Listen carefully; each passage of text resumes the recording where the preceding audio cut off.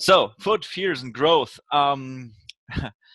Actually, our brain is something that did not evolve so much in the last 20,000 years. I will tell you today why this is important for your online strategy. So, putting two worlds together. Because when we ask ourselves, what are we actually optimizing? For most of us, the reality is that we are, of course, optimizing websites. So we're working on their websites, and we see in our data what's happening. So we have a feedback loop that it's about changing website, but that's not true. Everybody knows. I mean, we are not optimizing the brain. Brain does not get better, but we are changing websites. So user behavior changes, and we start to earn money from, or more money from, the changed behavior. This is a little bit more complex. So this is, I think, one of the oldest slides. I show it in every single speech, and it shows exactly the problem. So we have this closed feedback loop, thinking we are changing websites and measuring what happens, and we completely forget that it's actually people perceiving a website, thinking unconsciously, should I do something or not, moving their hand, searching their credit card, clicking, and that's what we measure. And it's very complex, especially for corporations, and corporations try to avoid complexity. So with new insights from neuromarketing, we can use some shortcuts. And actually, that's what the brain also does. It uses shortcuts, right? So please look at that picture. It's an old experiment from the 80s. So it's now 38. Maybe most of you don't know who Thatcher was. If anybody knows who Margaret Thatcher was, please leave a comment in the chat. Most people don't know anymore. So that's where you can see how old this research is. And there is one massive problem in one of the two portraits of Margaret Thatcher here. And when you look closer, you might spot it, but intuitively, like in the first couple of seconds, you won't be able to see the problem. Why? Because face recognition in your brain is hardwired. So your brain works, or the work of your brain is based upon assumptions and ideas and feelings. So you have the feeling that that picture is okay. Maybe it's badly photoshopped. I will show you a better version. But when you turn it around, you actually see the problem. So the eyes have been turned around. Same with the mouse. It's completely the opposite. So there is not a problem if you look at it like this. Why? Because our brain tries to save energy by processing it in a way where our mind thinks, yeah, it's okay, it's a face, I got it, I don't need to look closer.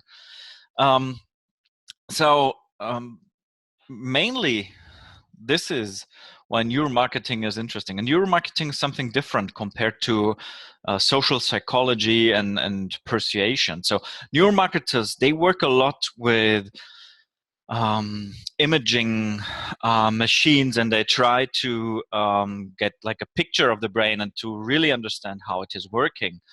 And neuromarketers realize that, or no, this is not just neuromarketers, this is very old, but of course we know that there are very, very old parts of our brain. So these parts control automatic functions, and of course they are not conscious. You don't want to consciously think about when should your heart go, when should your lungs breathe. No, you don't want that to be conscious. So this happens in very old parts of the brain, very unconscious. And of course, I like, by the way, I like this structure. It's very interesting. It's a little brain. In German, we also call it Kleinhirn, little brain. So like 20 years ago, people thought, oh, that's just for motor control. That's it. So if I want to move my hand, that comes out of the little brain. Today, we know much more about this. So it's a very, very powerful structure. brain scientists differentiate between white matter, gray matter, and this little brain actually has 75% of the power of the cortex, the neocortex of the brain, which is much bigger because of the way how it is shaped. And today, scientists know that much more emotional processing goes on, automatic behavior. I will show it later. So like when you're driving a car, this is automatic behavior. You should not think about it. If you have to think about it, then maybe you're a bad driver. And maybe this is what Daniel Kahneman called System 1, or part of it. The other part of it is a so-called midbrain, also very old structure. This, we know it since much longer time, is responsible for emotion, motivation, behavior, drive, addiction. And this structure is able to produce some drugs for your body so you feel better, like endorphins. So inside this area, for example, we find areas like the nucleus accumbens, which is the reward system. So everybody who likes to enjoy a cigarette or a glass of red wine or buy some Apple products, you're a victim of this reward system. I will show this, by the way, in my course about applied neuromarketing, why this is important. And of course, this is also part of the area, or the way of thinking that Daniel Kahneman would call System 1, so the fast, intuitively emotional thinking. And then finally, we have the cerebral cortex. This is the brain structure that is relatively new. So when you think in evolutionary ages, like a couple of 100,000 years, this is new. It's in some areas of the brain only a couple of millimeters thick. It's what scientists call gray matter.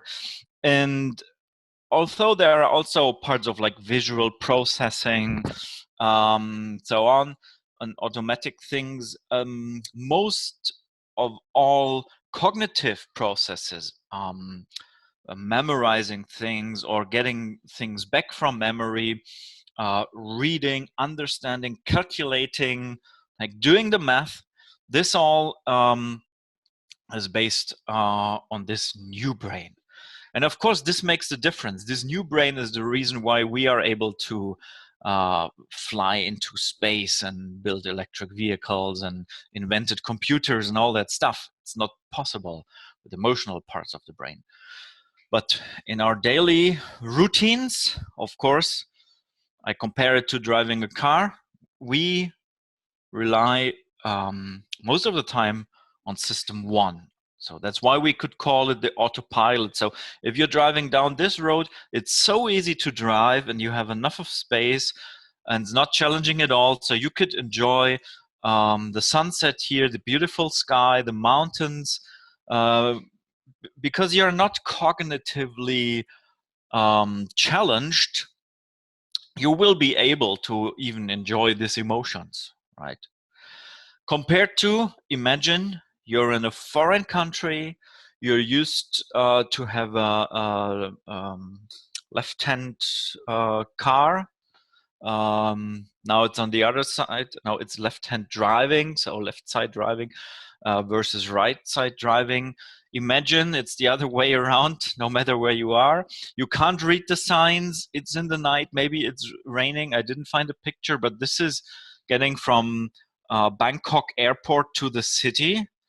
You imagine your System 2 will be pumped because you have a lot to think about. You have to orientate yourself, don't know where to go. It's on the wrong side compared to what you might be used to. So of course there is no time to enjoy the blue sky. So we see there's a relationship between being cognitively active and being able to enjoy emotions. Right, so if you think this effect only happened with Margaret Thatcher, no, this is Theresa May, the new Margaret Thatcher. No, I don't know. No political statement. But look at these pictures. Now this is photoshopped the modern way. And if you don't look at them knowing what the effect is and knowing where to look at, you wouldn't be able to say which of these two pictures is the right one and which of these two pictures looks like a horrible mask out of a horror thriller movie, whatever. You wouldn't be able to make the difference. Just if I turn it around, then you say, ooh, the left one is maybe a problem. And look how bad your face recognition system is. If there's something wrong, like with this dog, most people see the eyes here and some problems with the ear. Look here. But of course, this is not where the face is. You have to turn it around to actually see the face. So, why do I show you these? These facial recognition, no, not recognition, facial, visual face recognition system tricks, mind tricks, they show you one principle, and that's that the older brain areas where processes of our mind are automated, they are always faster. Why? These automated processes are made so the brain saves energy. The brain needs a lot of energy based on the overall consumption of energy of your body related to the weight of the organs. The brain needs the most energy of all the organs you have. And so most neuromarketers claim that 70% of all decisions are made unconscious. And I think that's bullshit. First, they can't say if it's 63 or 81 or whatever. Actually, what the neuroscientists try to say, or what they want to say with that statement is that of all decisions also went through these older parts of the brain. And some of them will be post-rationalized, more or less. So maybe if you're a strong scientific guy and every time you buy something at your grocery store, you make a big list in Excel to make rational decisions where it's the cheapest way to buy them. But not a lot of people are like this. So this post-rationalization, because it's a slower part of the brain, will be stronger based on, or weaker based on different types of personalities. So let's get back from brain sciences to A/B tests. Why do I show you this? Because we analyzed A/B test results and we wanted to know what happens with average uplifts when we see experiments where we worked on the templates and we reduced barriers, improved usability, we had a certain uplift. But when we worked on the motivation of people, when we wanted to raise their motivation, we had a 5 times higher uplift. And why is it like that? Of course, first of all, because it means that optimizers who work on the motivation actually thought about the motivation of their users. And I think this is much more powerful than just looking at a template. And second, as you can see here, this is why this knob is turned down a lot. The potential is much higher. There's just a couple of brands who actually do this and work with these techniques. And I have to differentiate between the different levels where you can work on. Of course, still a lot of websites, especially in the age of responsive website design, have a lot of functional problems. So first question from a user's perspective is, am I able to buy something here? But more important is a level of motivation. Do I want to buy it here or not? So we work a lot with persuasion and persuasive techniques to persuade people into buying. So this is also where motivation starts. But the most powerful thing is if people have like the force no, not the force. They feel like they feel like the force. They have to buy something. Like Apple products, or to buy things at Amazon, right? If you ask people where do you buy stuff online, so 90% of people say at Amazon because it's easy, it's a habit. So neuromarketing has a lot to do with customer experience and with ROI, with overall ROI of companies. I would go even one step further and claim that if we are talking about disruption and disruptive growth, it's not about the business model and the data and the software engineers and all that stuff. So, for example, if we are looking at fast-growing companies like Uber, I would say it's 100% the customer experience compared to the old way of ordering a taxi that makes these company growing so fast, right? So disruptive growth is a result of a significantly better customer experience. Same with Amazon. Of course, they need to invest in new business models and fulfillment technology, yeah, but as a result to their decision to deliver a much better customer experience. So again, I remember last week I had to artificially slow down an order because I ordered something here in the office at 4 p.m. and I wanted to deliver it in the evening. And I said, no, I won't be in the office in the evening. Please deliver it on Monday. So of course, this also leads to hockey stick growth. Airbnb. I could continue with that for hours. What I want to say, it's always a customer experience that is significantly better compared to the competitors, and it's always, that's what makes it special, based on the needs of the customers. So what is better? So when we call it a great customer experience, why is it great? What's the definition of great? Because it's easy, because it's fun, cool, fancy, whatever. So this is where I think models from neuromarketing could help you.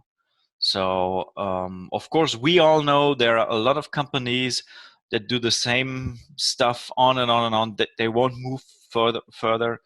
And of course, we know not everybody can do some new disruptive business models. I don't want you to think about being completely disruptive. Maybe you could go ahead, but most people say, yeah, I'm already a retail, an online retailer, so I can't reinvent the way I sell washing machines. But what I want to say is you can move one step further. So you can also try to deliver a significantly better customer experience. And better customer experience, most people think that means, yeah, cool design or something like this. No, it doesn't. Neuromarketing can help you to find out how to move from this comfort zone to this one, because actually you should really think about accelerating your optimization program, because otherwise it could be really painful. I work for so many big companies that don't feel the pain anymore, right? They're too big, so many silos, so many people that never heard the bang. So no pain, no gain. That's what I realized.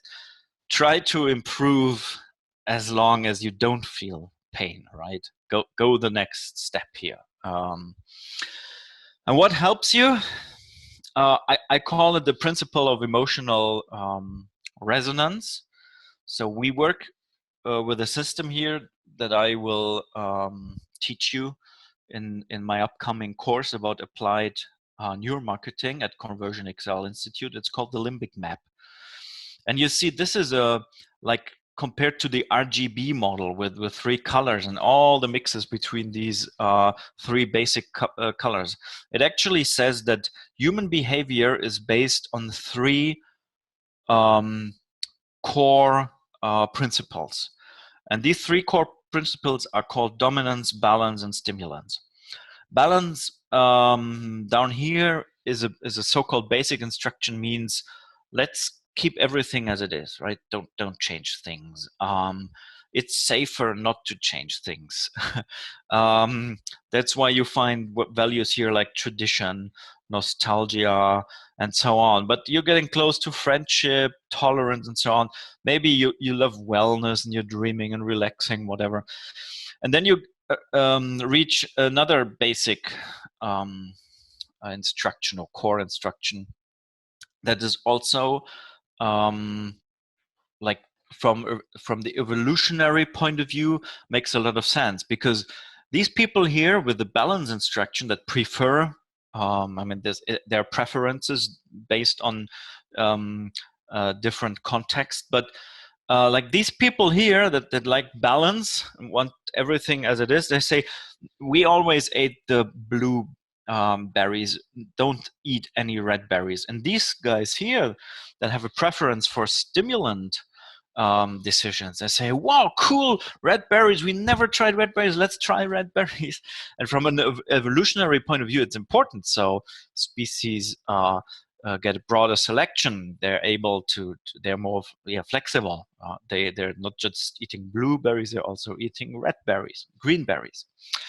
So, and then we have here other basic instruction called dominance. So these are the hunters saying, I'm faster than you, I'm better than you, I'm the coolest, so competition, which is also very important from a evolutionary point of view. And the thing is, these basic instruction, you can measure, they correlate with a level of certain things in your blood. I'm sorry, I missed the English word. So, for example, the dominance drug is testosterone. So, of course, men and women have different levels of testosterone. There are some women that have a higher level of testosterone than men. Man's testosterone level gets lower and lower when they get older and older. So there are some natural things going on, and you can overlap the evolutionary theory, the biological need for that, and also from a psychological point of view, the preferences for certain things. That's why I like this model, and it's easy to in online marketing and website design and conversion optimization. And one experiment, this is also very old, it's not for me, sorry, I have to write down the source. These are two geometrical figures. And when you ask people to associate these figures with two words, then no matter what culture, what language, from Finland to France and from Germany to the US, people would associate the words in the same way. Guess how they associate it? This is Maluma and this is Takete. And Takete sounds a little bit German, like Krankenwagen or Schmetterling, I'm sorry.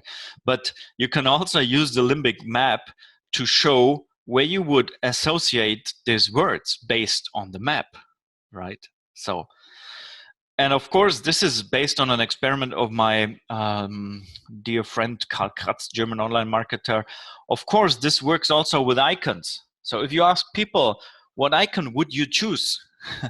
Like these are 6 or 4 boxes, choose one.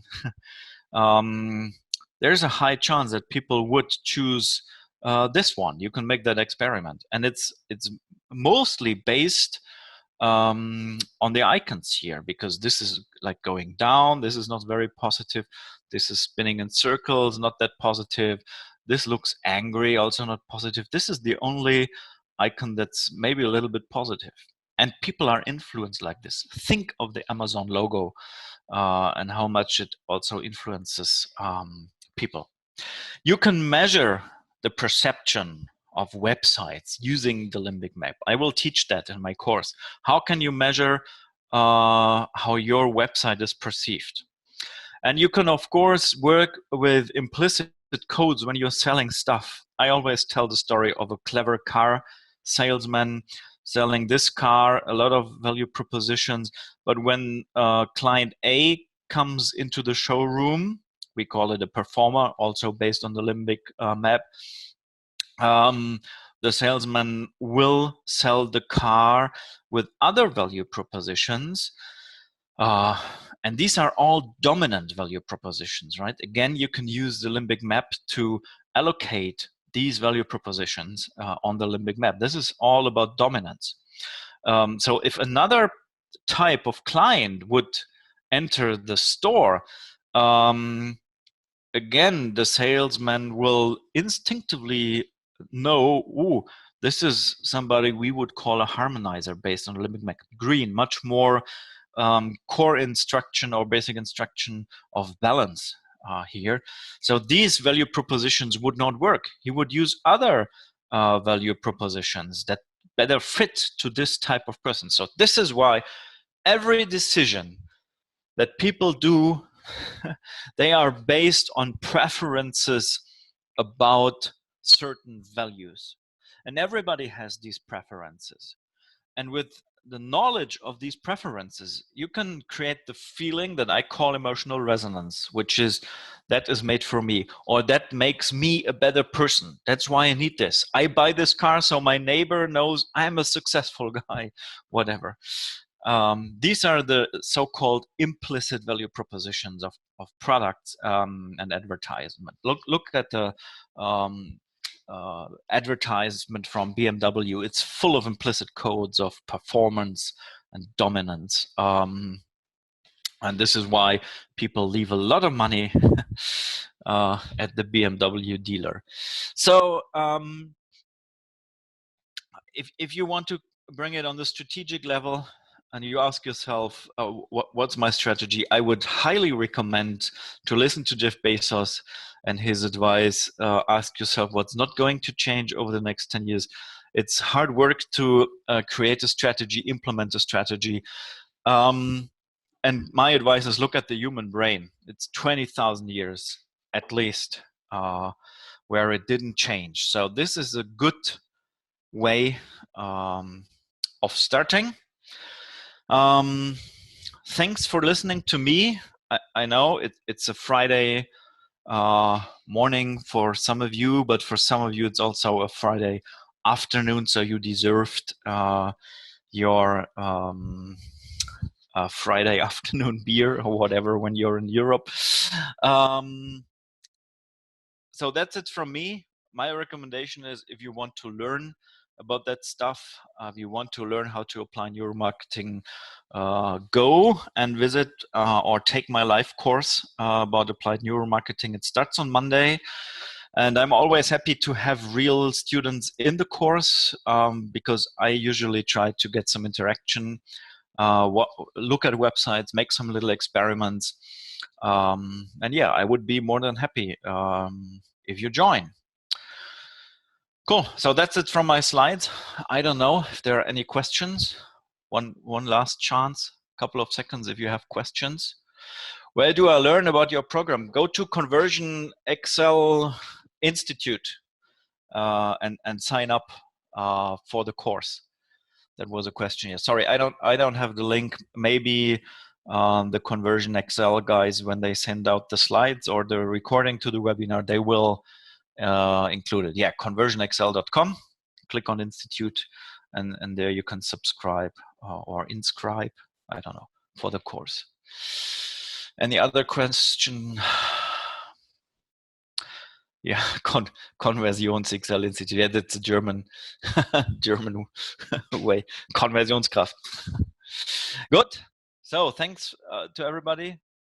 Oh, one more question. How do you determine where a given customer is on the Limbic Map? You can do tests. You can do questionnaires. You can do association tests. I don't know if this is the English word. Have to Google it. So yeah, there are ways of finding out where are your customers. You will be able to do we call it decoy tests with certain landing pages. So you measure what kind of people are on your website. Other question, where can I find some of case studies of applying this psychology to design? That's a good question. So the hint is this model of the Limbic Map is a German model, and the neuromarketers that developed it, I don't know why they never published it in English.